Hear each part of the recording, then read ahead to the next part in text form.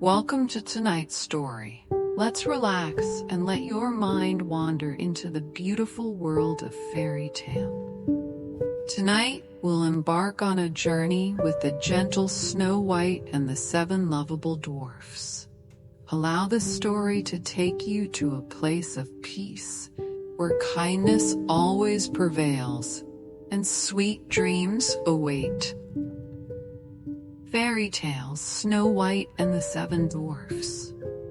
Once upon a time, a princess named Snow White lived in a castle with her father, King, and her stepmother, Queen.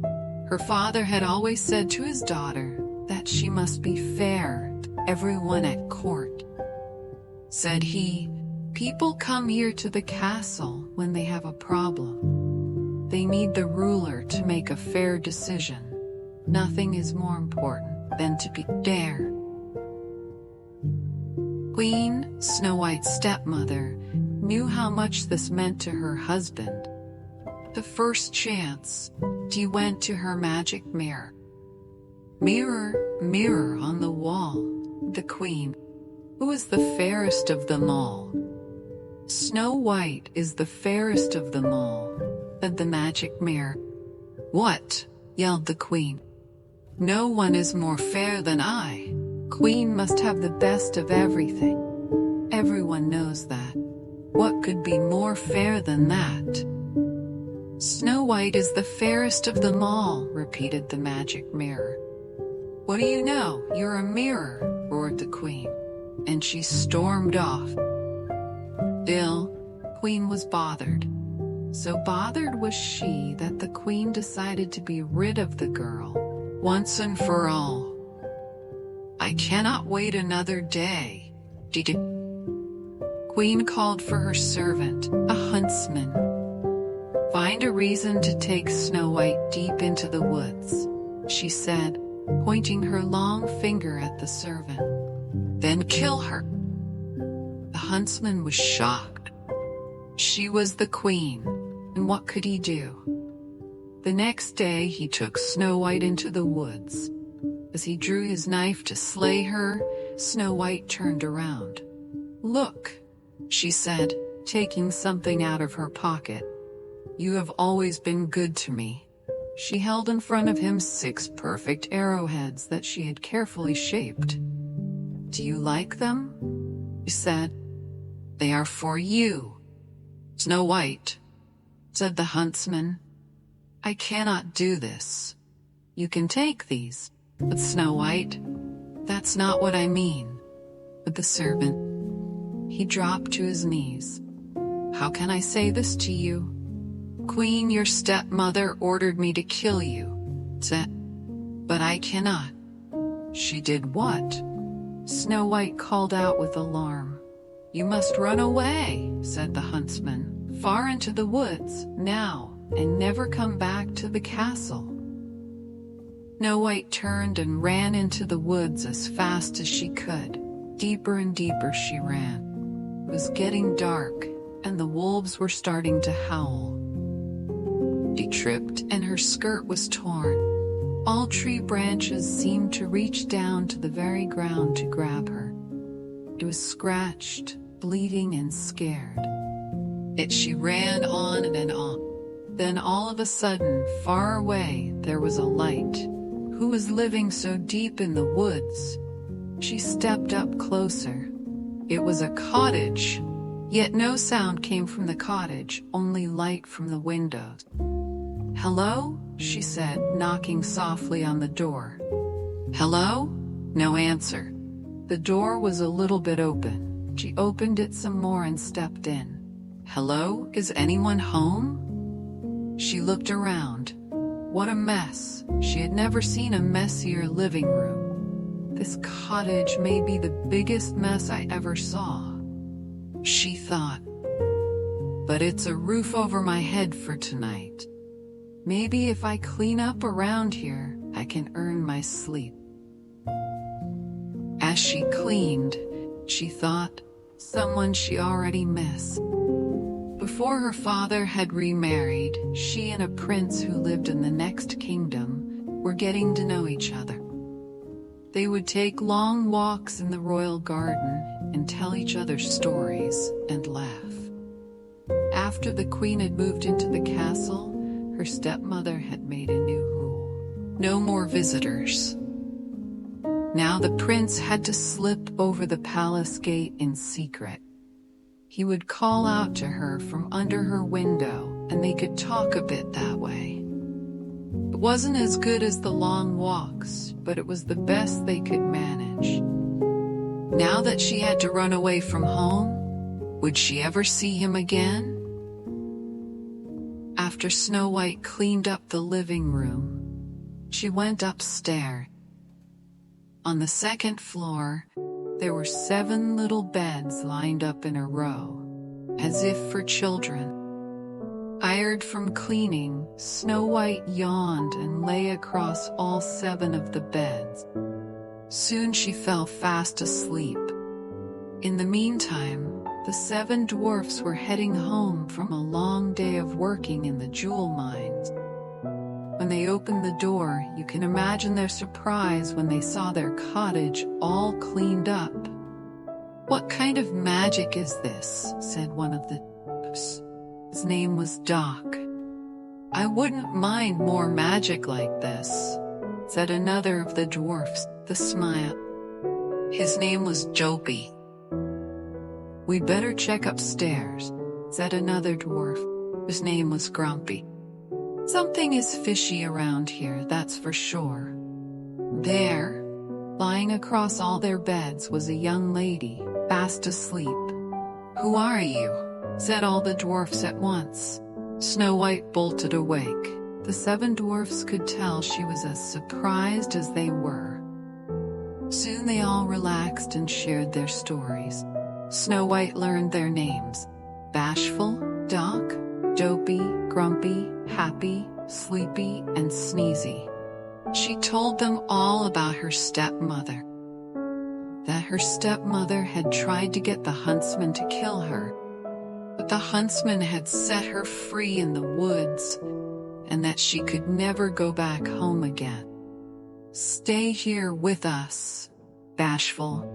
"That's sweet," said Snow White.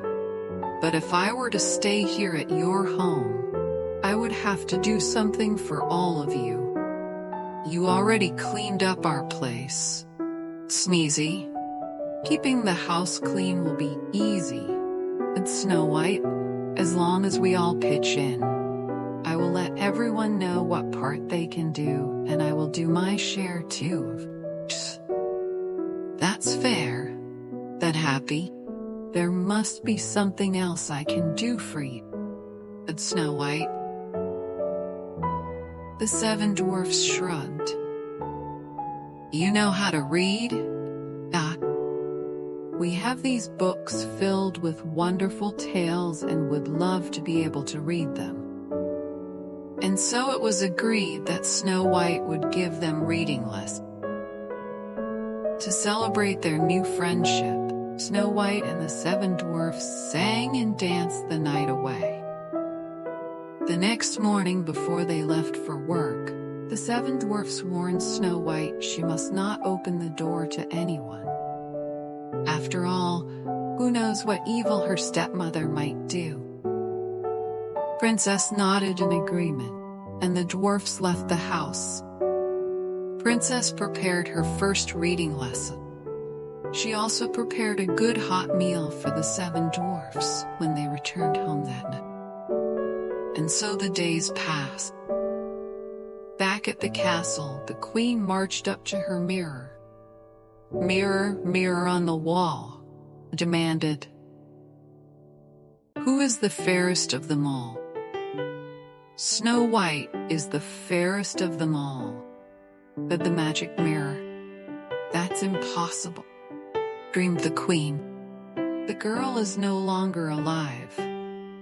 "Snow White lives," said the magic mirror, and an image was shown on the mirror of Snow White living in the cottage of the 7 dwarfs. The queen turned red with rage. She screamed, "She will not get away with this."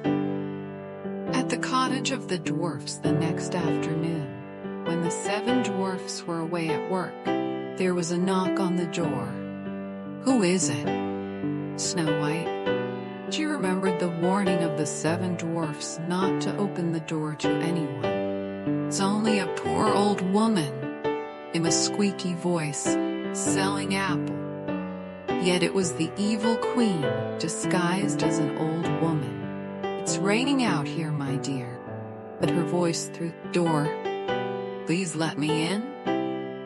Poor thing, Snow White, having to go door to door selling apples in the rain. So she opened the door. "Take a look at this big red apple." The old woman, who as you know by now was really the queen in disguise. She held the red apple close to Snow White's face. "Lovely, my dear, isn't it?" "I would like very much to buy your apple," said Snow White, "but I have no money." "That fine comb in your hair will make a good trade," said the old woman. "Well, all right then." Snow White, she took the comb out of her hair, gave it to the old woman, who then gave her the apple. Snow White took a big bite. Alas, the fruit was poison. At once, Snow White fell to the ground in a deep sleep. "Yes," shouted the queen, pumping the air with her fist. Just then the door flew open.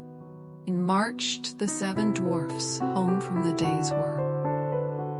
Shocked indeed they were to find Snow White lying on the floor and what must be her stepmother beside her, laughing. They chased that evil queen out the door and into the storm.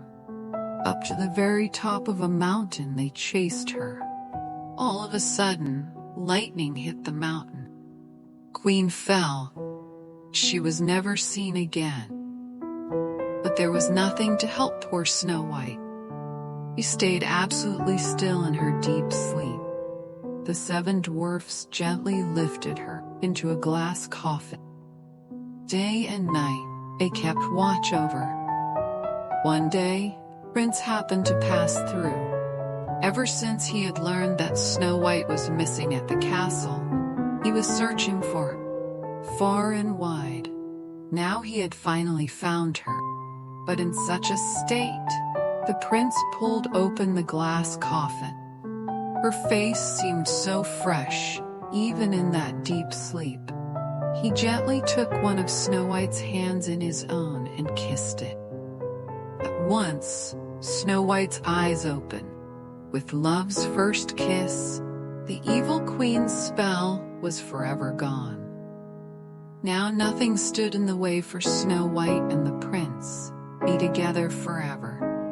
They returned to the kingdom and lived happily ever after. As our story comes to a peaceful end, we hope it has brought you comfort and joy.